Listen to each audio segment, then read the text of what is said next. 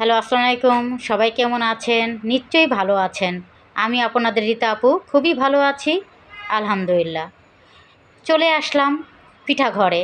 কারণ শীতের দিন চলে এসেছে, পিঠা না খেলে তো হবেই না। আমার মেয়ে বলতেছে, "চলো আম্মু চলো পিঠা ঘরে যাই, পিঠা কিনে নিয়ে আসি।"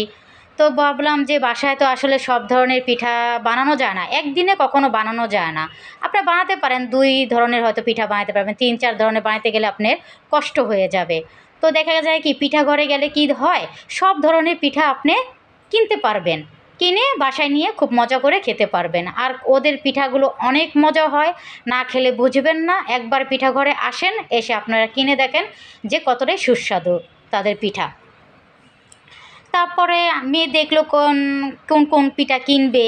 তো আমি দেখলাম যে পিঠা সব ধরনের পিঠাগুলোই অনেক টেস্টি, কারণ আমি অনেকবার খেয়েছি এই পিঠা ঘরের থেকে, তো আমার জানা আছে। তো মেয়েকে বললাম যে কিনো, ২টা-৩টা করে যেটা তোমার মন চায় তুমি কিনো। তারপরে আমার মেয়ে ২টা করে সব ধরনের পিঠাই কিনলো।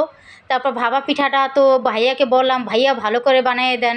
ওই ভাইয়া বলতেছে, "না আপু বলা লাগবে না, আমাদের পিঠার মান খুবই ভালো, আপনি খেয়ে দেখেন, তো খেলে বুঝতে পারবেন।" আসলেই সত্য কথা, তারা গুড়, তারপরে বলেন ওই নারিকেল, তারা খুব সব কিছুই পরিমাণ মতো দেয়। তো ভালো লাগলো তাদের এইগুলো নিয়ে। আমরা কি করলাম যে ঠিক আছে সব প্যাকেট করে দেন ভাইয়া। তো ৳৬০ থেকে শুরু করে ৳৫০ পর্যন্ত, ৳৪০ পর্যন্ত পিঠার দাম। তারপর বাসায় নিয়ে আসলাম।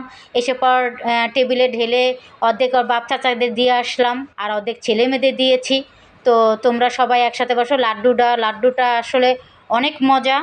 লাড্ডুটা খিলগাঁও পিঠাঘর। খিলগাঁও পিঠাঘরে এই ভূতেহাড্ডার পাশে। তো লাড্ডুটা অনেক মজার, খিলগাতেই পাওয়া যায়। তারপরে ফুচকার কথা কি আর বলবো, ফুচকা তো আপনাদের আগেরবারও ভিডিওতে বলা হয়েছে।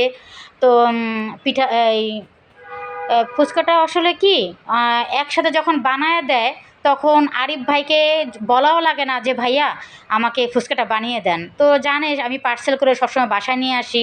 তো সবসময় সে আমাকে বাসার জন্য একেবারে পার্সেলটা খুবই সুন্দর করে দেয় আরিফ ভাই। আপনারা আসবেন, খিলগাঁও ভূতে আড্ডার পাশেই তার ফুচকার দোকানটা। খুবই টেস্টি বানায়। যাই হোক, সব কিছু টেবিলে সাজানো হয়ে গেছে। পাশে বাড়িওয়ালারা ছিল, তাদেরকে ডেকে নিয়ে আসলাম। অবশ্য তার মেয়ে ছেলেরা আসছে। তো আলহামদুলিল্লাহ তার মেয়ে ছেলে খুবই ভালো, লক্ষ্মী। ২টা মেয়ে, ১টা ছেলে, খুবই লক্ষ্মী তারা।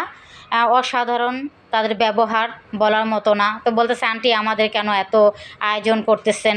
আমি কি, "না তোমরা নোয়াখালী থেকে আসলা, তো তোমরা ক্লান্ত, ভাবলাম যে আসো পিঠা খাও, ভালো লাগবে, মনে একটা চাঙ্গা আসবে, গরম গরম পিঠা সুস্বাদু, অনেক মজাদার, খেতে পারো।" তারপর ওরা খুব মজা করে খেলো। খেয়ে বলল, "হ্যাঁ আন্টি আসলে এই পিঠাগুলো খুবই মজা।" আমি কি, "খেয়ে দেখো, আসলে আমি সবসময় খাই, তোমরাও খাও।" "হ্যাঁ আন্টি আমরাও সবসময় পিঠা ঘর থেকে কিনি।" আমার মেয়ে বলল, "ইয়ামি আম্মু, বাই।"